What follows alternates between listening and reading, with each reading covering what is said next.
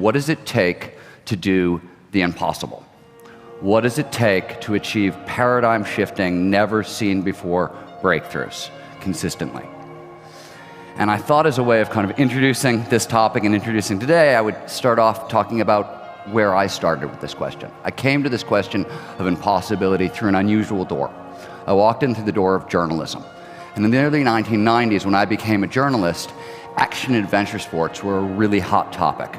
So back then, surfing, skiing, rock climbing, snowboarding, and the like were catching a lot of attention. The X Games were starting out, the Gravity Games. And back then, if you could write and ski, or write and surf, or write and rock climb, there was work. I couldn't do any of those things very well, but I really needed the work. So I lied to my editors, and I was lucky enough to spend the better portion of 10 years chasing extreme athletes around mountains and across oceans. And I will tell you that if you are not an extreme athlete, and you spend all your time chasing extreme athletes around mountains, across oceans, you tend to break things. I broke a lot of things. And that meant I got to take a lot of time off. And what would happen is I'd be hanging out and I'd snap this or that, and then I'd have to take 4 months, 5 months off. And when I came back, the progress I saw was astounding. It was amazing. It was leaps and bounds kind of progress. Stuff that had been absolutely impossible just 4 months ago was not just being done, it was being iterated upon. Now, this caught my attention for a number of reasons. The first is that back in the early 1990s, action and adventure sports was a punk rock pastime, practiced by rowdy, irreverent people without a lot of natural advantages. So most of the people I spent my time with, they had very, very little education, they had almost no money, and the vast majority of people I knew came from horrifically difficult childhoods, destroyed homes, not just broken homes, destroyed homes.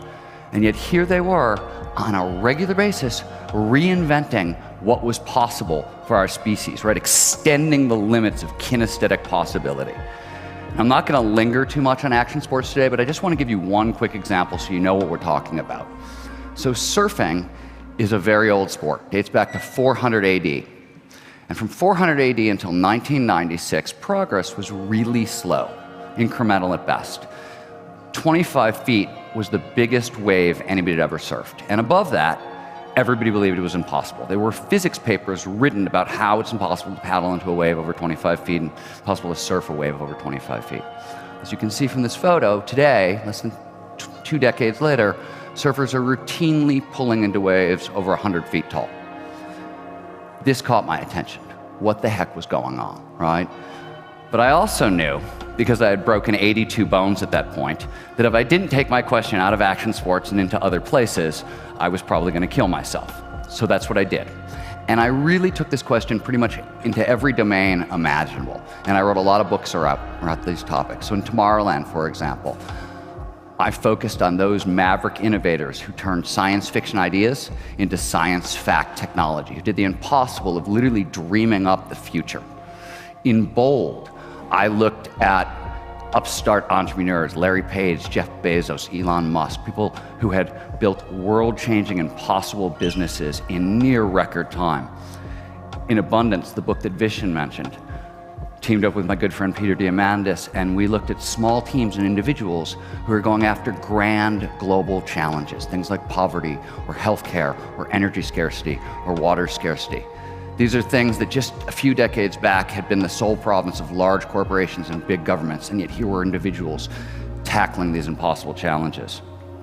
So what I discovered in all these domains is that it doesn't actually matter where you look. You could be talking about the action adventure sport athletes, you can be talking about business tycoons, you can be talking about technologists or artists, it doesn't matter. Every domain you find ultimate human performance has the exact same signature. It is a state of consciousness known to researchers as flow. Now, you may know flow by other names, right? You may call it runner's high or being in the zone. If you happen to play basketball, you might call it being unconscious. If you're a beatnik jazz musician, you're being in the pocket. If you do stand-up comedy, you're in the forever box. Flow is a technical term. And as I mentioned earlier, it is technically defined as an optimal state of consciousness, one where we feel our best and we perform our best. More specifically, it refers to those moments of rapt attention and total absorption. We get so focused on the task at hand, everything else just disappears. Action and awareness will start to merge. Your sense of self will vanish. Time will dilate, which is a fancy way of saying it passes strangely. So sometimes, occasionally, it'll slow down and you get that freeze frame effect from anybody who's been in a car crash. And more frequently, it speeds up and 5 hours go by in like 5 minutes. And throughout, all aspects of performance, both mental and physical, go through the roof. Now, flow science is actually quite old. It dates back to the late 1880s, which was the very first time somebody figured out that an altered state of consciousness, which is what flow is, had a radical impact on performance. Science of flow took a huge step forward in the 60s, 70s, 80s, thanks to this man. This is Mihai Csikszentmihalyi. He is often called the godfather of flow psychology. He was the chairman of the University of Chicago psychology department, and he conducted one of the largest global studies on optimal performance anybody's ever done. And he learned 3 things about flow that are really fundamental. The first thing he discovered is that flow is definable. It has 7 core characteristics, and I listed some of them for you a second ago. Uninterrupted concentration in the present moment, vanishing of self, time dilation, and so forth. And because it is definable, it is measurable. So we have extremely well-validated psychometric instruments to measure flow at this point. Csikszentmihalyi also discovered that flow is universal. It shows up in everyone, everywhere, provided certain initial conditions are met. He also discovered why flow is flowy and why it's called flow.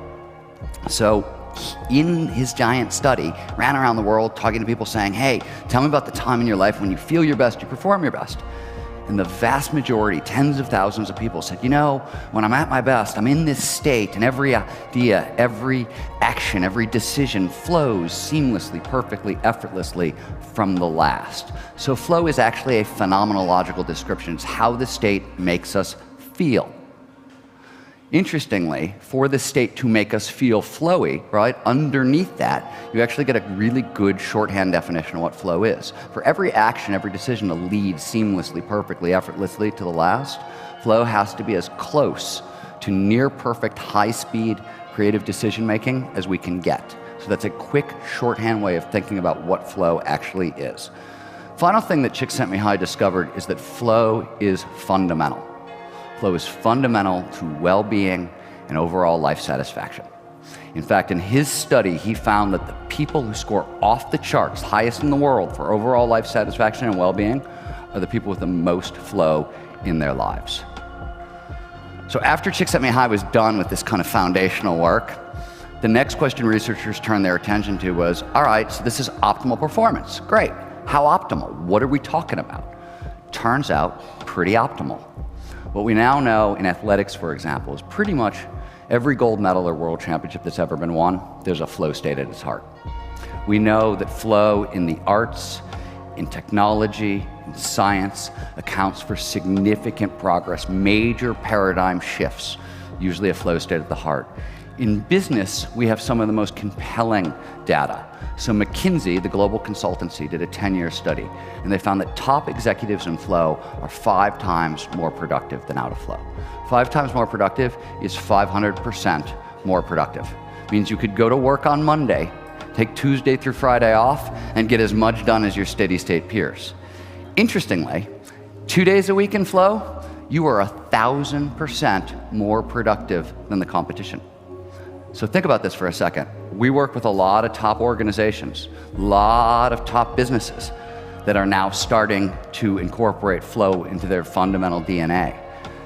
Anybody who is not doing this at this point, if employees in flow are 1,000% more productive versus company over here that doesn't have employees in flow, you can see the problem.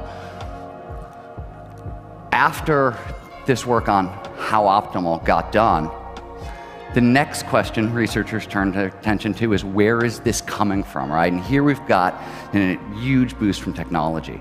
So biotechnology is currently accelerating at 5 times the speed of Moore's law. It is doubling in power every 4 months. And as a result, we are able, for the very first time, to peer under the hood of flow. We can see where it's coming from. This is one example of one of these experiments. This is me taking part in an experiment designed by Stanford neuroscientist David Eagleman. And I've been hoisted 150 feet in the air, and I'm being dropped into a circus net. And I've got a perceptual chronometer on my wrist, and we're trying to figure out why time slows down in a flow state. And I will tell you, we were semi-successful in that experiment. It also took about 6-7 months of hard chiropractic work till my neck worked right again. So people were injured to bring you this information. What all this neuroscience has taught us is that a lot of our old ideas about ultimate human performance are very, very wrong. In fact, the most famous of these old ideas is what's known as the 10% brain myth. This is something you've probably all heard of. It's the idea that at any one point, we're just using a small portion of our brain, say 10%. So ultimate performance, AKA flow, must be the full brain on overdrive, right? Turns out we actually had it exactly backwards. In flow, we're not using more of the brain, we're actually using less of the brain. The technical term for this is transient, meaning temporary, hypofrontality. Hypo is H-Y-P-O, it's the opposite of hyper. It means to slow down, to shut down, to deactivate.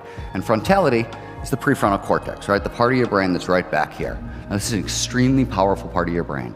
It handles complex logical decision making. It handles long-term planning. Your sense of morality comes from here, your sense of willpower. In flow, this portion of the brain shuts down. It's actually an efficiency exchange. The brain is trading energy it needs for attention, and it's shutting down non-critical structures. When it shuts down the prefrontal cortex, all kinds of crazy things happen. Why does time pass so strangely in a flow state, for example? Time, it turns out, is calculated all over the prefrontal cortex.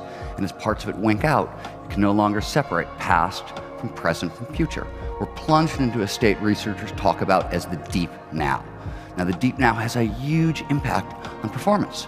If you think about most of your fears, most of your anxieties, very few of them are in the right here, right now. They're usually horrible things that happened in the past that we'd like to avoid happening again in the present, or they're scary things that might, maybe could happen in the future, right? And we'd like to steer around it.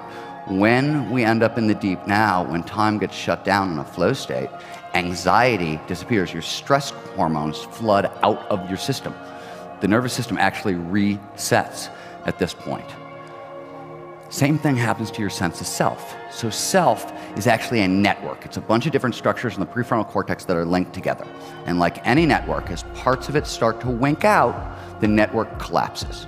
As a result, our sense of self disappears. Again, huge impact on performance. When your sense of self disappears, your inner critic, that nagging, always on, defeatist voice in your head, your inner Woody Allen, in flow, Woody gets silent, right? So we experience this as liberation, as freedom. We are actually getting out of our own way, literally, right? As a result, risk-taking goes up. Creativity, because you're no longer doubting every one of your neat ideas, goes up. Now, on top of these changes in kind of neural anatomical function, in flow, we also get a huge boost in neurochemistry. So neurochemicals are literally nothing fancier than signaling molecules. It's one of the ways the brain talks to itself and talks to the body, right? And in flow, we get 5 of the most potent neurochemicals that the brain can produce. And if you really want to understand why flow allows us to do the impossible, understanding these neurochemicals is key. Now, all 5 of them amplify performance. They boost physical performance. They will do everything from increased strength to deaden pain to amplifying muscle reaction time. More importantly, they impact cognitive function.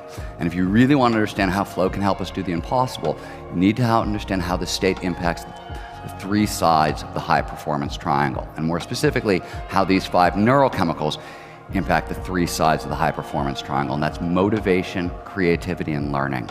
And I'll start with motivation. So besides being performance-enhancing chemicals, the 5 chemicals that show up in flow are pleasure drugs. In fact, they're the 5 most potent pleasure drugs the brain can produce. Flow is the only time it appears that we get all 5 at once, which is why flow is the most addictive state on Earth. Now, researchers don't like the term addictive. It's got negative connotations, apparently. Instead, they use things like autotelic, which means an end in itself. Or they say things like flow is the source code of intrinsic motivation. But when you look at that McKinsey study and you find people 500% more productive in flow, this massive boost in motivation is one of the main reasons why. Something similar happens to creativity. So creativity is really critical, right? It's been called the most important 21st century skill, right? The number one thing we need to thrive in this current century. And it's also a massively misunderstood concept. So under the hood, at a mechanistic level, creativity is fairly straightforward. It happens when the brain takes in novel information, uses that information to connect to older ideas, and uses those connections and those new ideas that it creates to create something startlingly new in the world. That's the mechanism underneath it. Flow and the neurochemicals that show up in flow surround this process. So when we move into flow, we take in more information per second, so data acquisition goes up. We pay more attention to that information, so salience goes up. We find faster connections between that incoming information and older ideas, so pattern recognition goes up. And we find faster and farther flung connections between that incoming idea and older ideas, so lateral thinking or outside the box thinking goes up. And on the back end, when we have to turn those new ideas into something in the world, when we actually have to innovate from them, risk-taking goes up. So creativity is surrounded by flow. And as a result, in studies run by my organization and others, we see that flow can amplify creativity 400 to 700%. It's a huge spike. Even cooler, Teresa Amabile at Harvard discovered that heightened creativity, it can outlast the flow state by a day, sometimes two. And what this suggests, and there's more research that needs to be done, and we're actually running a big study right now to try to poke at this a little bit more, but it suggests that flow doesn't just train the brain to be more creative in the moment, it actually trains the brain to think more creatively over time, over the long haul. The final piece in the puzzle is learning, right? We live in a very fast-paced world. If you want to succeed, you're going to have to speed up your rate of learning. Flow does this for you. So quick shorthand for how learning works in the brain: more neurochemicals that show up during an experience, better chance it's going to move from short-term holding into long-term storage. Flow is this giant neurochemical dump.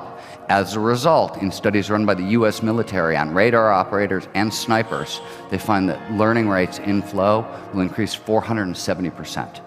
Put this in different context, we've all heard about Malcolm Gladwell's fabled 10,000 hours to mastery. What the research consistently shows is that flow can cut those in half.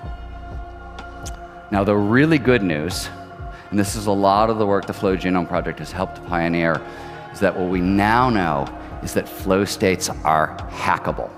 What we have discovered is that flow states have triggers.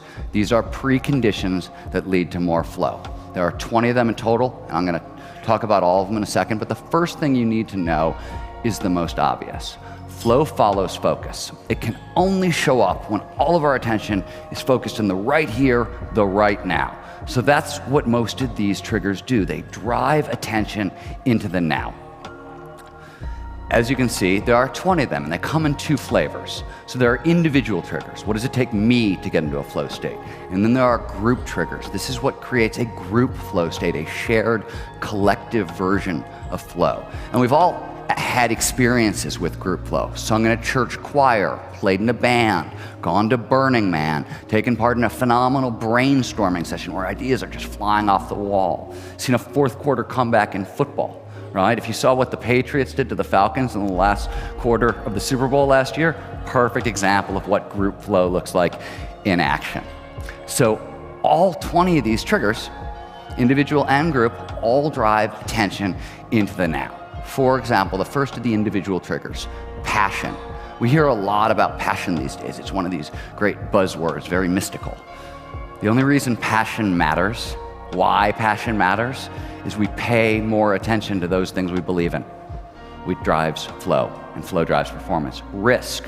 Why did action and adventure sport athletes experience such a spike in the 1990s? Because risk levels in action and adventure sports started going through the roof. And risk drives focus, drives flow.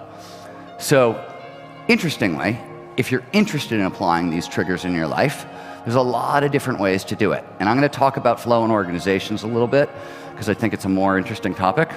Later today, we can talk about individual flow a little bit more. So flow in organizations, you can do this in small, medium, or large versions. And small, consider Amazon. So in group flow, one of the most potent of group flow's triggers comes from improv comedy, and it's the idea that you always say yes. Right? So if somebody comes up to me and says, Stephen, there's a blue elephant in the bathroom, and I say, shut up, no there's not, it's not funny. Nobody's laughing. If I say, crap, I hope he's not using up all the toilet paper, you're giggling, right? It's a little funny, I'm moving in the right direction. Works the same way. So in brainstorming sessions, right, this means ideas have to be additive. They have to lead somewhere. It doesn't mean, by the way, you can't critique other people's ideas. You absolutely can, but it still has to be positive and moving forward when you do. Now at Amazon, group flow is so important to Jeff Bezos, and it is so easy for managers in big organizations to say no to ideas that Jeff has institutionalized a yes. He has a policy called the institutional yes, which is at Amazon, if you want to say no to an idea, somebody brings you an idea and you want to say no to it, you can't just say no. You also have to write a 2-page paper and post it on the internal company website, telling people why you're saying no. It's not easy. They make it very hard. It drives a lot of flow at that company. So, to talk about flow in organizations at a medium level, what does it look like when you import a number of these triggers at once? Really good place to look, Montessori education. So 10 years, 15 years ago, Mihai Csikszentmihalyi and a University of Utah researcher named Kevin Rathunde went looking for the highest flow arenas they could find that weren't in action sports. And one of the things they discovered was Montessori education. Montessori education is an extremely high flow education, and that's one of the reasons the accelerated learning and the amplified creativity that Montessori kids tend to outperform other children of the same age on every single test you can give them, from intellectual tests to social skills, doesn't matter. Montessori education is built around 3 important flow triggers. The first is autonomy, right? We like being masters of our own ship. We pay more attention to stuff when we're driving the bus. Montessori education is self-directed learning, right? The kids get to choose what they're working on. Google's 20% time, right? Where they give employees 20% their time to work on whatever they want. Why? It's a group flow trigger. Or it's a flow trigger, excuse me. The next thing Montessori education has is uninterrupted concentration. It is built around 90 to 120 minute blocks of uninterrupted concentration. Self-directed learning, uninterrupted concentration. Uninterrupted concentration is probably the foundational flow hack. Lastly, deep embodiment, which is just a fancy way of saying I'm paying attention to multiple sensory streams at once. So what does this look like in education? It emphasizes learning through doing, right? Don't just read about the windmill, go out and build one. This will engage your hands and your eyes and your senses. Pay more attention to it. This also, by the way, leads me to the first flow hack that I'm going to give you guys, and it's the most important. And when I go into organizations and I work with organizations, the first thing I tell people is if they can't hang a sign on their door that says fire truck off, I'm flowing, can't do this work. So if you work for a company or you run a company that has policies like emails must be returned in an hour or messages must be returned in 15 minutes, that's a disaster. You are absolutely destroying the foundational thing you need to create high performance in the workplace. So in extreme high-performing environments, like working with the Navy SEALs or the action and adventure sport athletes, what you see people doing is literally building their lives around these flow triggers. So with the action sport athletes, you've got risk. You've also got lots of novelty, complexity, and unpredictability. Novelty, they're performing in living environments, always changing, right? Complexity, again, living environments, always changing. No 2 waves are the same. The snowpack in Alaska and a big mountains can morph on a moment-by-moment basis. Unpredictability. All 3 of these things, grab attention, drive it into the now, passion, risk, clear goals, all these things are surrounding the action and adventure sport athletes. And more in the 90s, And as a result, huge spike in flow. But it's not just action adventure sport athletes. Any place you see a culture of innovation, Silicon Valley, for example, think about it. Lots of passion, lots of novelty, complexity, unpredictability, lots of risk, massive amounts of flow. So a really important thing to know about these flow triggers is not only do they exist, they're actually really easy to work with. So a couple years ago, my organization teamed up with Google and we ran a 6-week joint learning exercise. And we took a team of about 80 different Googlers, and this is from all over the company. So we had people from facilities, marketing, PR, coders, engineers, and we trained them up in 4 high-performance basics. And when I mean say basics, I mean absolute basics. Things like sleep hygiene, get enough sleep at night. 7.5 hours is usually what you need, that sort of thing. And we trained them up in 4 flow triggers. And after 6 weeks of training them up, and this was basically about an hour's worth of homework a day, spread out through the day so it wasn't one solid chunk, we saw a 35 to 80% increase in flow. That is a staggering increase in flow. To put it in context, McKinsey, in their original research, discovered that most of us spend about 5% of our work life in flow, often without knowing about it. And if you could increase that by about 15 percentage points, overall workplace productivity would almost double. Now, this might make our programs sound fancy. It's not our programs. It turns out flow is eminently trainable. We are all hardwired for optimal performance. We have a digital class, in fact, called Flow Fundamentals that's digitally delivered, and we test pre and post on it. And it was built very, very quickly right after the Rise of Superman was written, because there was a lot of demand, and we thought, okay, let's make a digital training, who knew? And built fast, put out there, always kept meaning to redo it. And the reason we haven't is testing pre and post, vast majority of people get a 70% boost in the 7 fundamental categories in flow. The point is that flow is eminently trainable. This is very learnable stuff. Now, interestingly, all of this stuff is starting to move a lot faster. And it is starting to move a lot faster because the 4 fields that surround kind of states of consciousness and studies of consciousness and high performance, psychology, neurobiology, pharmacology, and technology, are all starting to accelerate exponentially as well. So psychology, and by this I mean both the field of psychology, which is advancing so quickly because for the very first time we're using machine learning and big data. So we're sending out surveys, and instead of getting 5,000 for 500 responses or 50 responses, we can get 50,000 responses. So we can gather a lot of information. The other thing that has changed in psychology is our version of who we are in the world, our version of our internal psychology over the past 50 to 70 years has undergone a revolution. Think about who we get to be in the world. Go back to the 1950s, and even though it's a stereotype, it's a fairly accurate one. You had Betty Homemaker on one side, you know, the strong, silent Marlboro Man on the other, right? And those were the boxes most people had to live in, right? Now we've got 90 different terms for sexuality that people are using. Now we've got Victoria's Secret transgender runway models getting standing ovations. Our version of who we get to be in the world has massively expanded over the past 70 years. I always point out that most people don't actually understand how far we've come so fast. So until 1997, when a University of Washington neuroscientist named Jaak Panksepp traced the 6 primary emotional pathways in mammals, emotions were not really a serious topic for science. I know that sounds crazy, but you could not really talk, you could talk about fear maybe, but you could not talk about things like wisdom or empathy. These were laughable concepts until 1997, until we figured out where they were coming from. We've come a huge distance very, very quickly thanks to advances in psychology. Neurobiology, obviously, gives us the tools to map and measure, right? What's happening in our brains and our bodies when we're experiencing what is often downright inexplicable.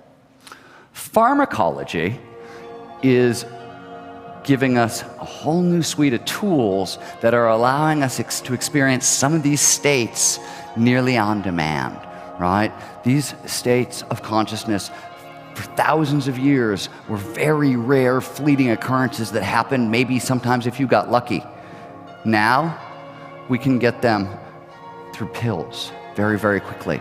And what's in pill form today will be in technological form tomorrow. And the technological form stuff we'll talk about in a second, but what's really important about what's happening in technology is it's taking these states to scale. So consider communitas. Communitas is the giant collective version of group flow. It's what happens when an entire stadium crowd in a rock concert all merges with the music, right? Think about the technology behind music, right? Think about acoustics and what's happened in the past 50 years. We're taking experiences that used to be for 50 people around a drum circle around a campfire, and 100 to 200,000 people are getting to have them at once. This is a radical, radical, radical shift. And the technology is getting really interesting. So this is transcranial magnetic stimulation. Essentially, it's a radar operator for the US Air Force, and she shot a weak magnetic pulse through a prefrontal cortex. In artificially induced flow is what it's called. Lasts for about 20 to 40 minutes. Now, to give you an idea how powerful this was, they did this crazy study at the University of Sydney where they took 46 people and they gave them the 9-dot problem to solve, right? Connect 9 dots with 4 lines without taking your pencil off the paper in 10 minutes or less. Very complex, creative problem-solving challenge. Requires a lot of pattern recognition, a lot of thinking. Under normal conditions, less than 5% of people can solve it. In the original study group, nobody solved it. Then they took a different group of 46 people. They gave them transcranial magnetic stimulation. They knocked out the prefrontal cortex. They amplified pattern recognition and creative problem solving. 43% of the people solved the problem in record time. So the Air Force has discovered that radar operators who have to detect fancy patterns over long periods of time perform better this way. So they're using it before people go on duty. There are stockbrokers who are using the same thing before they're going onto the trading floor because they can spot more patterns. In Silicon Valley, they're setting up shops where people are doing this not for what it's doing for cognitive enhancement, but because it also, by quieting the prefrontal cortex, by turning off the inner critic, by putting us in the deep now, it resets the nervous system, as I mentioned. So it's being used to treat kind of depression and anxiety as well.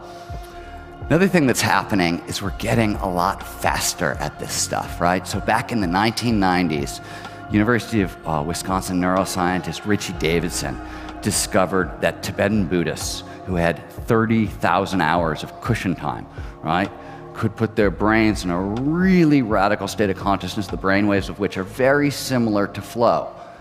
30,000 hours is a long time, right?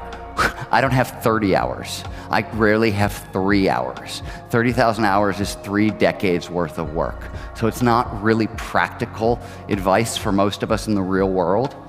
What we've discovered is that we can use these same EEG headsets to record the brainwave patterns of people who have spent 30 years learning to meditate, and then we can use neurofeedback to train normal people to move in that direction, and we can compress what used to take 30 years into about 6 weeks of training. And this is where we are at today. One of the other cool things, side note, just interestingly, 6 weeks is a healthy amount of time. What we've discovered, by the way, is that even 4 days of meditation, right, just 4 days of focused meditation is enough to start to enhance cognitive function. We've shrunk it down from 30 years into 4 days. I also, take a picture of this screen. These are the things you're going to want. So the top one, flow hacks. If you're interested in flow fundamentals, this is where you go to check it out.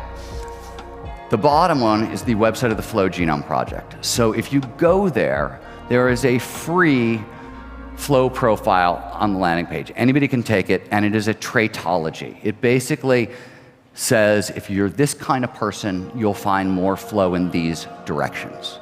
And interestingly, just little research, this has become one of the, I think it's now the largest study ever run in optimal psych.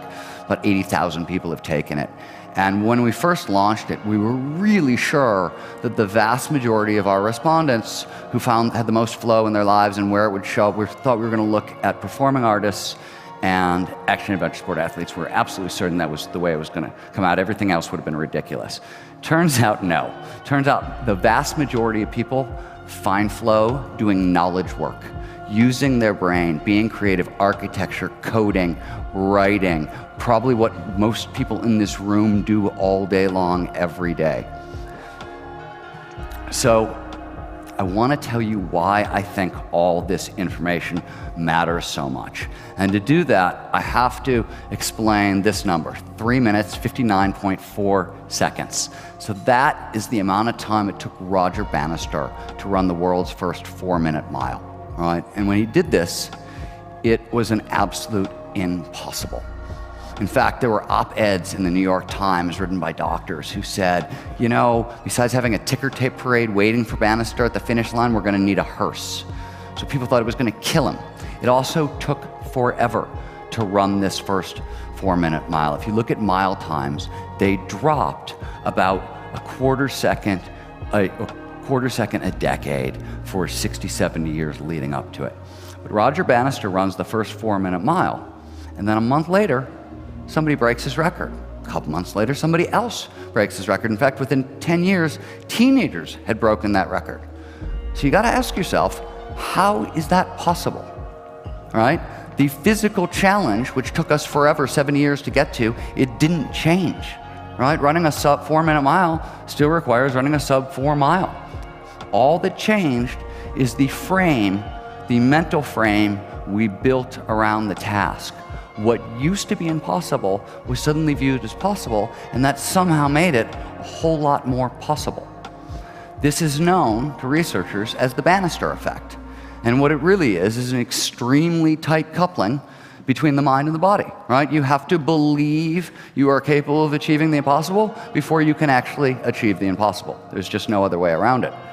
And this is the reason I've been telling you about flow for the past 40 minutes. And I think this knowledge puts a wonderful and yet kind of terrible burden on each and every one of us, right? Ask yourself, what kinds of impossible grand challenges would you guys go after? Would you solve in your own life? Would you try to solve in the world? If you could be 500% more productive, if you could be 600% more creative, if you could cut learning times in half, this is exactly what is available to each and every one of you today. But what you choose to do with this information is entirely up to you. But thanks for listening.